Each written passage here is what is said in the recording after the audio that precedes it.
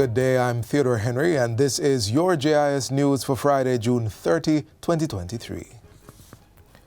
A $200 million state-of-the-art therapeutic center has been officially opened at the Maxfield Park Children's Home in St. Andrew. The Child Protection and Family Services Agency CPFSA Therapeutic Center is the first of its kind in the English-speaking Caribbean. It will cater to children in state care aged 12 to 18 years. Its establishment was managed by the Jamaica Social Investment Fund, JSIF, with joint funding from the Government of Jamaica and the Caribbean Development Bank through its Basic Needs Trust Fund. In addition to therapeutic services, the center will facilitate programs specifically designed to curtail the cycle of abuse and violence against children. This will include medical treatment, social intervention guidance, and psychological support for victims of child abuse. Jamaica's children are in need of more and more available, specialized, and consistent mental health services. So I want you to, just for a moment, reflect on our situation. Of all our children who are in need of mental health services, presently, we are only able to meet 8%. So we are way behind in this area. So this move is even more important. What we're doing here is of great significance. It will benefit 4,400 youngsters in state care, as well as those in foster care and family reintegration programs, and others in need of psychological and mental interventions. 16,000 children and their families who access the services of the CPFSA on an annual basis will also benefit. Over the past several years, the CPFSA has provided a variety of services through direct social work intervention and the helplines, which are manned by trained social workers to help support children who have presented with evidence of psychological stress. Through this initiative, the CPFSA staff will also benefit from a series of training programs. These include 27 social workers and 161 caregivers from 48 children's homes who will be trained in skills to equip them for the workplace. Government will be providing 1,250 scholarships to Jamaicans preparing to become science, technology, engineering, and mathematics STEM teachers. The Ministry of Finance and the Public Service, the Students' Loan Bureau, and the Micro University College signed a memorandum of understanding on Thursday, marking the official launch of the scholarship program. The $2.5 billion STEM scholarship program is part of efforts to make Jamaica's workforce globally competitive.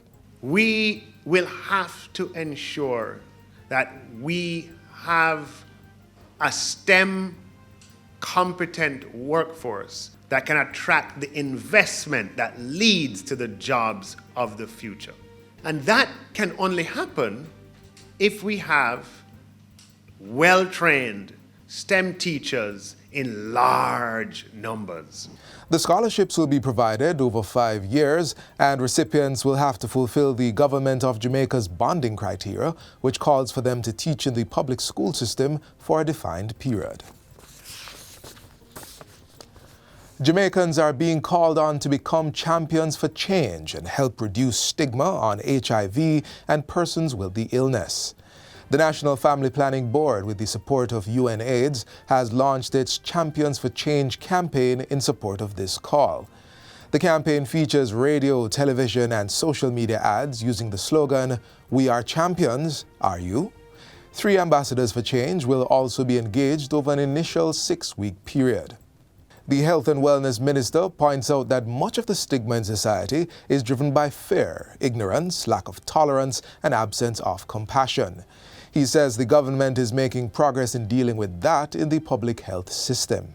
We have seen where persons living with HIV have had challenges in terms of getting equal access, but I believe we have improved. Dr. Tufton says campaigns such as this provide an opportunity to debunk myths about HIV and address issues of lifestyle choices, which forms an underlying feature of the stigma on HIV. Duty concession on fuel for the bauxite sector has been extended for the next 5 years. This after the House of Representatives on Tuesday approved the Bauxite and Alumina Encouragement Relevant Concession Period Order 2023. Minister of Finance and the Public Service Dr. Nigel Clark told the House that while the bauxite industry continued to make tremendous impact on the economy, the sector needed the concession to remain afloat. Dr. Clark explained that it was determined that except for petrol, the sector continued to require the support provided by the fuel concession. It has been determined, Madam Speaker, that the sector still requires that support, and a withdrawal of the benefit at this time would have grave financial